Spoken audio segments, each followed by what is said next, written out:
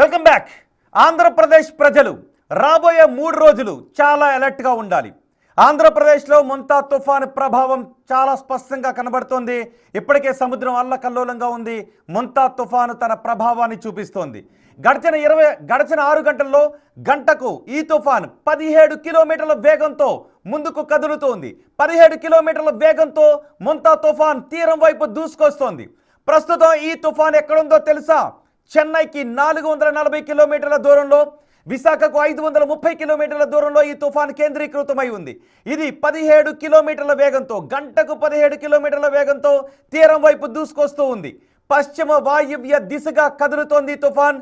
రేపు ఉదయానికి ఈ తుఫాన్ తీవ్ర తుఫాన్గా మారే అవకాశం ఉంటుంది అని వాతావరణ శాఖ అధికారులు చెప్తున్నారు. తీవ్ర తుఫాన్గా మారింది అంటే దాని ప్రభావం చాలా ఎక్కువగా ఉంటుంది. సముద్రంతో పాటు ఇటు తీర ప్రాంతం అంతా కూడా అల్లకల్లోలంగా ఉంటుంది. రేపు కోస్తా జిల్లాలో అతి భారీ వర్షాలు కురిసే అవకాశం ఉంటుందని వాతావరణ శాఖ అధికారులు చెప్తున్నారు. రేపు సాయంత్రం కాకినాడ తీరంలో ఈ తుఫాను తీరం దాటే అవకాశం ఉంటుంది. కాబట్టి 3 రోజుల పాటు ఆంధ్రప్రదేశ్ ప్రజలు, తీర ప్రాంత ప్రజలు చాలా అప్రమత్తంగా ఉండాలి అని వాతావరణ శాఖ అధికారులు చెప్తున్నారు.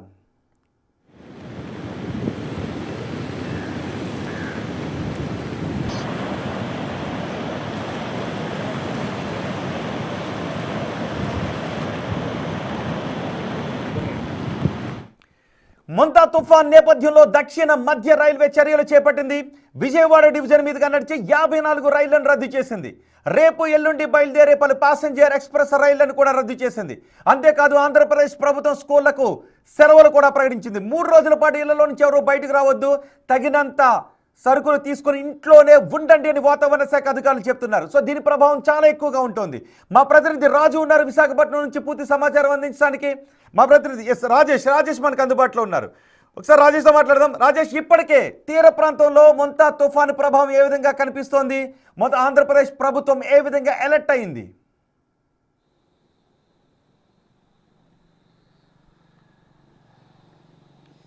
ఖచ్చితంగా మోంతా ఎఫెక్ట్ అనేది చాలా తీవ్ర స్థాయిలో ఉండబోతుందనేది అధికారులు చెప్తున్నారు. వాతావరణ శాఖ అధికారులు గత 3 రోజులకు చెప్తున్నారు.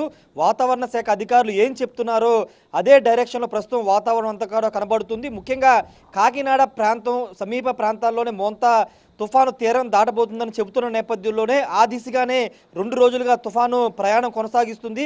తాజాగా 5:30కి వాతావరణ శాఖ అధికారులు ఇచ్చినటువంటి డైరెక్షన్ చూస్తే కనుక పశ్చిమ వాయువ్య దిశగా 17 కిలోమీటర్ల వేగంతో అది కాకినాడ తీరం వైపు దూసుకొస్తుంది. కాకినాడకి 490 కిలోమీటర్ల దూరంలో, విశాఖపట్నానికి 530 కిలోమీటర్లు, చెన్నైకి 440 కిలోమీటర్ల దూరంలో ప్రస్తుతం ఈ తుఫాన్ మోంతా తుఫాను కేంద్రీకృతమైందని 5:30 గంటలకి ఇచ్చినటువంటి అప్డేట్ ఇప్పుడు ఇంకా కొంత దగ్గరికి వచ్చే అవకాశం కనబడుతుంది. మధ్యాహ్నం నుండే ప్రస్తుతం నేను కాకినాడలో ఉన్నాను. కాకినాడలో ఇది రేపు రాత్రికి కానీ ఎల్లుండి తెల్లవారుజామున తీరం దాటబోతుందని అధికారులు చెప్తూ ఉన్నారు. ప్రస్తుతం కాకినాడతో పాటు ఈ కోస్టల్ ప్రాంతాల్లో మధ్యాహ్నం నుండే భారీ వర్షం కురుస్తుంది. ప్రస్తుతం కాకినాడలో ఇంకా వర్షం పడుతూనే ఉంది. మరోవైపు తీర ప్రాంతంలో సముద్రం అల్లకొల్లోలంగా మారినటువంటి పరిస్థితి.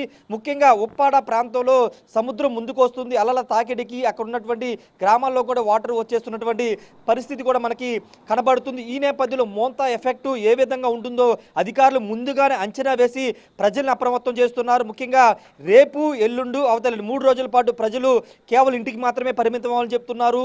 కావాల్సినటువంటి వస్తువులు ఇంట్లో పెట్టుకుని ఇంట్లోనే ఉండాలని చెప్తున్నారు. ఎందుకంటే చాలా ఎఫెక్ట్ అనేది కనబడబోతుంది అనేది వాతావరణ అధికారులు చెప్తున్నారు. ఆ దిశగానే ప్రస్తుతం వాతావరణంలో మార్పులు అనేవి కాకినాడ తీర ప్రాంతంలో మనకి కనబడుతున్నాయి. మరోవైపు ముఖ్యమంత్రి చంద్రబాబు కూడా ఎప్పటికప్పుడు అధికారులు సమీక్ష నిర్వహిస్తున్నారు. కొద్దిసేపటి క్రితమే సచివాలయంలో మరోసారి ఆయన మంత్రులు అధికారులతో సమీక్ష నిర్వహించినటువంటి పరిస్థితి కూడా ఉంది. పూర్తి స్థాయిలో అధికారులను అలర్ట్ చేయడం, అదేవిధంగా ముందస్తు చర్యల్లో భాగంగా కోస్టల్ ప్రాంతం అంటే నెల్లూరు, చిత్తూరు, అదేవిధంగా ప్రకాశం, గుంటూరు, అదే కృష్ణా, పశ్చిమ గోదావరి, తూర్పు గోదావరి, విశాఖపట్నం ఈ జిల్లాలన్నింటిలో కూడా రెడ్ అలర్ట్ ప్రకటించడంతో పాటు అన్ని జిల్లా కేంద్రాలకి అదేవిధంగా కోస్టల్ ప్రాంతాలకి NDRF, SDRF బృందాలని పంపించి ఎప్పటికప్పుడు అక్కడ స్థానిక మత్స్యకారులు కానీ లేకపోతే సముద్ర తీర ప్రాంతంలో ఉన్న ప్రజల్ని సురక్షిత ప్రాంతాలకి పునరావాస కేంద్రాలకి తరలిస్తున్నటువంటి పరిస్థితి ఉంది. ప్రస్తుతానికైతే వాతావరణంలో చాలా మార్పు కనబడుతుంది. ఇప్పుడు ఈ మోంతా తుఫాను రేపు ఉదయం 9 గంటల లోపే తీవ్ర తుఫానుగా మారబోతుంది. తీవ్ర తుఫానుగా మారిన తర్వాత దాని ప్రభావం ఇంకా ఎక్కువ స్థాయిలో ఉండే అవకాశం కనబడుతుంది. కుండపోత వర్షంతో పాటు దాదాపు 100 నుంచి 110 కిలోమీటర్ల వేగంతో గాలులు వీస్తాయని వాతావరణ శాఖ అధికారులు చెబుతున్న నేపథ్యంలో దానికి సంబంధించిన అన్ని ముందస్తు జాగ్రత్తలు అయితే రాష్ట్ర ప్రభుత్వం తీసుకుంటుంది. ప్రాణ నష్టం లేకుండా చూడడం, అదేవిధంగా ఆస్తి నష్టాన్ని తగ్గించడం, ఈ రెండు ప్రధాన ఎజెండాగా రాష్ట్ర ప్రభుత్వం అయితే ప్రస్తుతం పనిచేస్తుందని చెప్పాలి. ప్రస్తుతానికైతే కాకినాడతో పాటు కోస్టల్ ప్రాంతం మొత్తం కూడా సముద్రం అల్లకొల్లంగా మారింది. సముద్ర తీర ప్రాంతం అంతా కూడా ఈదురుగాలతో పాటు వర్షం కూడా కురుస్తుంది. రేపు ఉదయం తర్వాత పరిస్థితి పూర్తిగా మారిపోయే అవకాశం కనబడుతుంది. ఇంకొక ముఖ్యమైన విషయం ఏంటంటే రేపు సాయంత్రం లేదా ఎల్లుండి తెల్లవారుజామున మోంతా తుఫాను తీరం దాటబోతున్న నేపథ్యంలో తీరం దాటే తీరాన్ని తాకే సమయంలో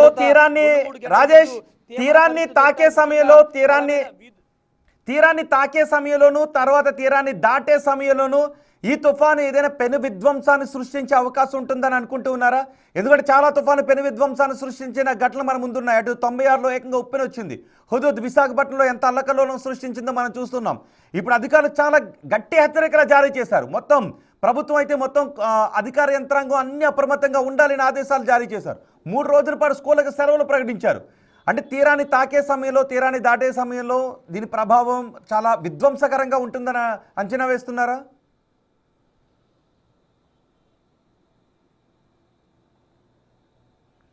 ఖచ్చితంగా చాలా విధ్వంసం అయితే సృష్టించబోతుందనేది వాతావరణ అధికారులు చెప్తున్నారు. దానిలో భాగంగానే స్కూలు సెలవడం కానీ లేకపోతే ఈ అలర్ట్స్ అన్ని కూడా జారీ చేయడం దాని ప్రధాన ఉద్దేశం. ఎందుకంటే హుదూద్ కానీ లేకపోతే 1996లోనే కాట్రేని కోన మండలంలో 96లో ఒక పెను తుఫాను వచ్చింది. అప్పుడు దాదాపు చాలామంది చనిపోయినటువంటి పరిస్థితి. అలాంటి విధ్వంసం మళ్ళీ కాకినాడ ప్రాంతం తీర ప్రాంతంలో జరగబోతుందని అధికారులు చెప్తున్నారు. అయితే కొంతమంది ప్రజల్ని భయపెడుతున్నారని అంటున్నారు. కానీ ప్రజల్ని అప్రమత్తం చేసే పనిలోనే వాతావరణ శాఖ అధికారులు కానీ ఇటు రాష్ట్ర ప్రభుత్వ యంత్రాంగం పనిచేస్తుంది. ఎందుకంటే రాబోయేది విధ్వంసం కాబట్టి దానికి అనుగుణంగా జాగ్రత్తలు తీసుకుంటేనే ప్రాణ నష్టం కానీ ఆస్తి నష్టం కానీ తగ్గించవచ్చనే భావనలో రాష్ట్ర ప్రభుత్వం వాతావరణ అధికారులు చెప్తున్నారు. దానిలో భాగంగానే ప్రతి నిమిషం ప్రతి గంటకి అలర్ట్స్ ఇస్తున్నటువంటి సిచ్యువేషన్ అయితే కనబడుతుంది. ప్రస్తుతం వాతావరణ శాఖ అధికారులు కానీ భారత వాతావరణ శాఖ చెబుతున్నది ఏంటంటే కాకినాడ తీరంలోని ఇది తీరం దాటబోతుంది. ఎందుకంటే ఎక్కడ కూడా డైరెక్షన్ అనేది డీవియేట్ అవ్వట్లేదు.